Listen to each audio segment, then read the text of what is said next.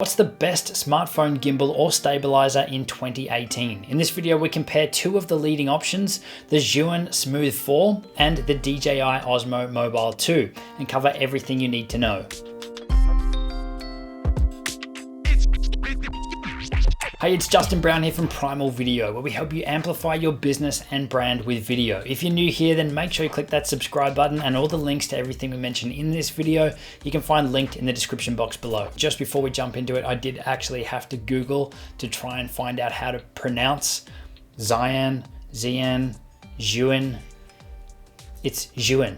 So a smartphone gimbal or a phone stabilizer is one of the easiest ways to see a big jump in quality of the output when it comes to shooting high quality videos on your Android or iPhone device. Options like the Zhiyun Smooth 4 and DJI Osmo Mobile 2 pack in a ton of functionality which were previously only available to more expensive professional grade gimbal stabilizers. But if you're looking for the best gimbal for iPhone and Android, then which one is the best one for you? Zhiyun recently sent us the Smooth 4 to test, and we got a ton of people asking us to compare it with the Osmo Mobile 2. So here it is. Now, full disclosure, the Osmo Mobile 2 we purchased ourselves. Zhiyun sent us the Smooth 4 for review, but we haven't been paid by either party. As always, we only agreed to the free unit with our standard terms that will cover the good, the bad, the ugly, and you'll only see our review when it's released to the Primal Video community. So everything we cover is linked in the description below, and as always, we've used affiliate links wherever possible. So now with all that out of the way, let's jump into the good stuff. And remember, while you're watching, to scroll down and let me know in the comments if you've used either one of these gimbals, or if you've got another preferred model, then let us know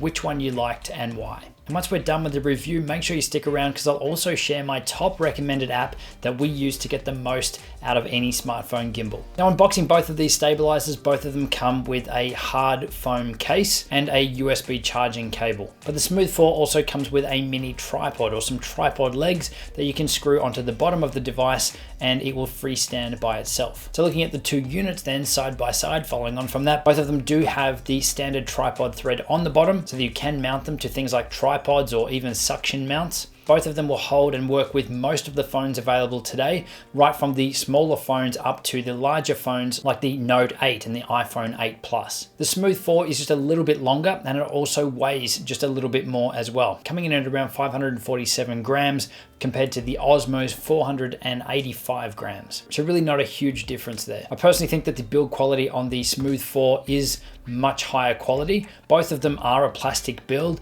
but the Osmo Mobile 2 definitely feels cheaper in your hand. And it's also a big step down in quality from the original Osmo Mobile, which obviously was a lot more expensive unit, but the quality has definitely dropped quite a lot. Battery wise, the Smooth 4 has a battery that will last around 12 hours, and the Osmo Mobile battery is rated to 15 hours. So both of them are gonna last a really long time for shooting, but obviously you're gonna get more out of the Osmo. On the actual handle or the grip of the units, you've got a lot more buttons and a lot more features and control on the Smooth 4 than you do on the Osmo. And that's really because the Smooth 4 is designed that you can have all the functionality that you need to control at your fingertips or at a button press. And that way you're not reliant on tapping on the phone screen and going through menus to find settings and to configure everything like you are on the Osmo. So you've got buttons there for menu, display, you can switch the front camera to the rear camera, you can adjust the exposure, you can also adjust your shooting mode as well, from pan follow to lock mode. And you've also got the trigger on the back of the unit, which is going to give you faster movements if you're in pan follow mode, and also tilt control while you're filming as well. But we'll get to that a bit later on. And obviously both of the units, you can start and stop the recording, and you can also take still images as well. Probably the biggest noticeable difference between the two is this big wheel on the side of the Smooth 4. And this wheel can be set to either adjust the focus for focus pulling, or it can be used to adjust the zoom. It's actually the first or the only portable stabilizer for a smartphone to include this on here. So again, that's all part of having access to the primary features while you're filming right at your fingertips. So then looking at the Osmo Mobile 2, you do have a zoom in and out function or trigger on the side. On the front, you've got a joystick that you can use to control the gimbal. You've also got that record button so that you can start and stop your recordings and obviously take photos or stills as well. You've also got a menu or a mode button, which also doubles as the power on off button as well. But what you'll also notice on the Osmo Mobile 2 is that it's very bare beyond that. So there's no trigger on the back, which the previous model had, which I was actually pretty surprised when I first opened the box and noticed it wasn't there, because that was something that I used quite a lot on the original model. But also, to be fair, when looking at first impressions, looking at the Smooth 4, I was pretty surprised that it didn't actually have that joystick control that the Osmo does and that the previous model Osmo had as well, because that was something that I used quite a lot. So to not have that, I thought it was going to be interesting to see how you actually control and what the control would be like on the Smooth 4. Now both of these devices also support phone charging. They've both got extra ports on there that you can actually plug in your phone and use those big batteries in the devices to charge your phone while you're recording. But in a real life scenario of using this, the only way that you can actually get that to work properly is if you buy a right angle adapter for Lightning or for USB-C or whatever plug you've got on your phone to be able to do that. Or you need to have your phone mounted and set up in vertical mode, giving you access to those ports. Because if you just have your phone in on landscape mode or horizontally, your charging ports in most cases, again, it depends on the phone that you're going to be using, will be blocked out by the actual mount. And if your phone's hard up against that, which is where it's designed to be, then you won't actually have access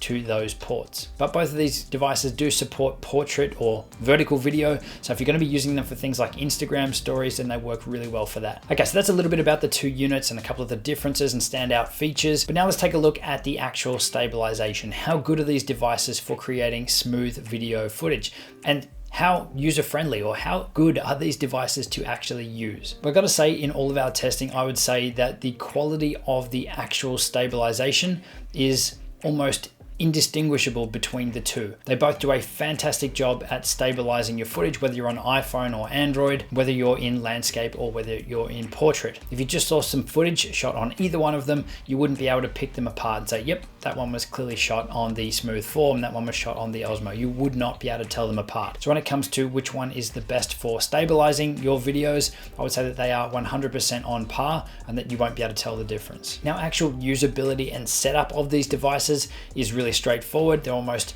identical when it comes to balancing your phone and getting that part of it set up, turning the device on, and doing some basic filming. So even if you use the built-in camera app on your device and didn't even bother installing any of the additional apps or the apps that come with it, then you're going to be able to get great results really, really easily. One of the key standout features for me on the Smooth 4 is that it's got this lock mode or sleep mode. So while you're actually filming with the phone's mounted in there. If you want to pause or stop, you don't actually need to turn the unit off. You can actually just fold it into place, fold it down and lock it out, and it will stay in this sleep mode or dormant mode until you pull it back out. So that's actually something that I used quite a lot and was really, really awesome, because on any other stabilizer, you don't have that ability. And every time you want to pause or put the device down, you've got to power off the entire unit and then obviously wait for it to power back up to keep shooting.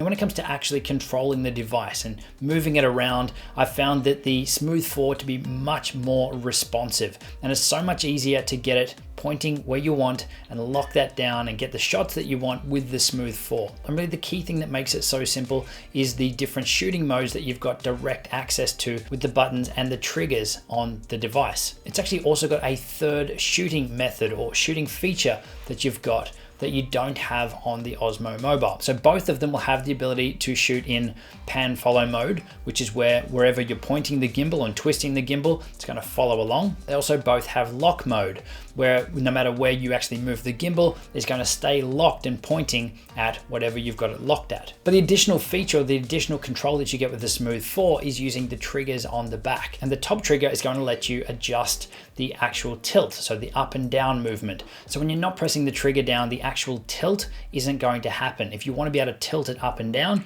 then you need to press the trigger, which is really, really powerful, because in a lot of cases you may not want the tilt element and you just want the pan or the follow to be able to move around and get the shots that you're after. And then to make any adjustment to the actual tilt, to look up a little bit, you just press the trigger, move it to where you want it, let go of the trigger, and you're back locked off at that position. Now, this makes shooting so much more powerful than with the Osmo, because you don't have that feature. It's either one or the other. You're totally locked in one direction or one position, or you're in complete pan follow mode, which includes the up and down, the tilt as well. Now, coming from the original Osmo Mobile, which I thought was an awesome unit, I did get used to that trigger and love having that trigger there. Without it on the new version, the Osmo Mobile 2, it did take a little bit of getting used to. In order to switch between the modes without the trigger, you now just have to press the M button on the front to switch between them. Now, when you are shooting, this is something that you actually do quite a lot. You will switch between the lock mode and switch between the pan and follow mode quite a lot as your shot moves or changes, or as the things that you're shooting change. Being able to easily switch and change between the modes is a huge thing, and it was much easier on the previous version just to tap the trigger as it is with the Smooth 4, which you can't do now with the Osmo Mobile 2. So it's not a huge thing, but usability wise, I do think it's much easier to control and to get the shots easier with the Smooth 4. And the other thing that you've got with the Osmo Mobile 2 is that joystick control on the front. So you can use it to move your camera around, your phone around, to get the shots that you want. Now, this is something that I did use quite a lot on the Osmo Mobile, and when I first looked at the Smooth 4, I was pretty devastated that it wasn't there, because that's what I was used to using. Now, after using the Smooth 4 and seeing how you can now control and lock everything down much easier with the controls on that, I didn't actually find the joystick control on the Osmo Mobile 2 to be actually useful. It was more frustrating to use than not. So while I thought this was something that I would miss on the Smooth 4, it actually turned out to be something that really isn't needed, but it's also a more cumbersome way to control and to position the camera and to get the shots that you want by using it. So now with both of these units, in order to get the most out of them, to get access to all the cool features that they have, then you need to use their app. So once you've got the app installed and you've paired them up, both of them were pretty seamless. The only thing you did need to do with the DJI one is create an account. If you don't have one, that's an extra step in the process. But once you've got all of that sorted, the process is pretty much exactly the same. You open the app, it'll connect to the device, and then you get full control over it. But the biggest things that you get access to is full control over all the buttons and functionality on the actual device. So with the Smooth 4, that's the ability to switch between the front camera, the rear camera, also to use that focus or that zoom wheel as well. That's not going to work on any built-in camera app. It's only going to work inside of their app or with their app open. Exactly the same with the Osmo Mobile 2. In order to get access to all the extra features and controls and hyperlapse and time lapse and all those sorts of things, then you need to be using their app. And this is really where things started to get interesting between the two. Both of them across iPhone and Android, the apps were pretty unstable. And I do know that they are releasing updates all the time. And Zhiyun did reach out to us and say that they do have a major update coming for their app to fix some Android issues. And that they even suggested that we do our testing with the iPhone. So we did mix it up. We did use an iPhone 7 Plus and we did use a Samsung Galaxy S8 Plus across both of the devices. And it really didn't make much of a difference. Both of them worked well, but both of them crashed a lot on little things like setting up a hyperlapse or a time lapse. The experience was actually pretty much the same. Both of them probably crashed the same amount of times, and neither one of the apps was really an awesome experience to use. But if you do want to do things with these devices like the time lapse, the hyperlapse, or any of the other cool motion tracking that you can do with these devices, then you need to be using their apps. For all other types of videos that you're creating that aren't reliant on those apps, then I would strongly recommend that you just use the built-in camera apps on your phone, or use something like Filmic Pro or an aftermarket camera app to really lock down those camera settings and get a good picture out of it, because the stabilization on both of them is on par whether you've got the app open or not. The only things that you'll be missing by not using the apps are things like the time-lapse, hyperlapse, and face tracking. Now, face tracking was one where the apps made a huge difference. The face tracking I could not get working properly on the Smooth 4. On either iPhone or an Android, I would draw out an area and it would track me for like maybe 10 seconds, and then next minute the camera would be pointing at the roof. So maybe it's just my face. Maybe it's just the objects that I was tracking, but I couldn't get it to work at all. Whereas the face tracking or the object tracking on the DJI Osmo Mobile 2 was awesome. It was spot on. You could set it up on a tripod and run around in a field. You could set it up in a training scenario where you're walking around and teaching people in a room, but this thing is going to lock on and track you and follow you. It's a little creepy, but it's pretty cool, and it's going to do a really good job. So maybe that's something that Zhiyun can fix in an update, but at the moment, for me and in all my testing on iPhone and Android, I couldn't get that working well, but it was rock solid and worked pretty damn well on the Osmo Mobile 2. Now, one of the big features with the Smooth 4 is that zoom or focus wheel on the side of the unit. Now, this is really something that, while we played around with it and tested, and yes, it does everything it says it would, it's probably something that I won't be using ever in the future. And the biggest reason for it is, why would you want to zoom in on your footage if you're filming on a smartphone? The quality is going to drop quite a lot. If you can, just move forward. So you don't ever want to kick in to digital zoom or to be able to zoom in on your shots. The same as using any camera that doesn't have proper optical zoom. And exactly the same with the focus, because the lenses and the cameras on these phones are so small and the depth of field really isn't there, then doing things like pulling focus and adjusting the focus, it's not really going to mimic the same thing that you would get with a DSLR or a larger camera when you're changing and adjusting the focus. So having the feature there could give you some additional creativity depending on the videos you're creating, but I can say it's probably not something that I'm going to be using in any of the videos that we'll be doing. I think if we want to zoom in, we would move in further. And if we want to focus on something different, we'd probably just use tap to focus. Yeah, it's cool that they've added the feature in there, but I don't think the use case to actually pull it off professionally is there just yet. Now, I guess the only thing we haven't really touched on here is the price between the two units. Now, both of them are very similarly priced. You can currently pick up the Zhiyun Smooth 4 for $139 US, and the Osmo Mobile 2 is currently selling for $129. So there's only a $10 price difference between the two. Now, having both of these units, what is my top recommendation? Which one am I going to carry with me? Which one am I going to sit back on the shelf?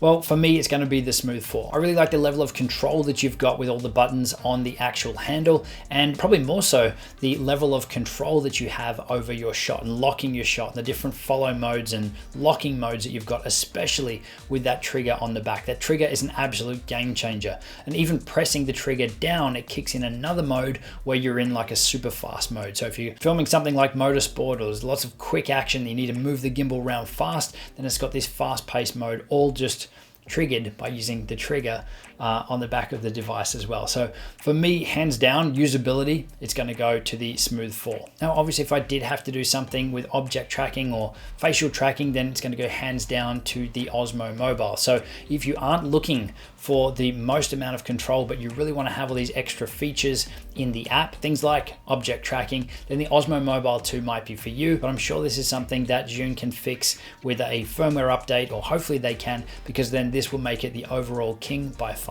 But really the biggest thing to remember here is that what these things are both designed to do to stabilize your video footage, they both do an amazing job at that. No matter which one that you pick, if it's purely for that purpose, then you're not going to be disappointed. It's the extra features and the extra control that you're probably going to want to weigh up which one is the better fit for you. But for me, it's going to be the Smooth 4. Now, if you're interested in taking your smartphone videos to the next level, then I'd strongly recommend that you get away from the built-in camera apps and even the apps that these devices come with and kick into something more professional like Filmic Pro. These are going to give you professional level controls and settings that you can lock down like you would on a DSLR or even video camera right on your smartphone. So that's things like your exposure, your shutter speed, your white balance, so you can really dial everything in to get the look that you're after. Now, if you're interested in trying it out or just seeing how simple or powerful it is to use, then linked on screen is a video running through exactly how to use it and our favorite features.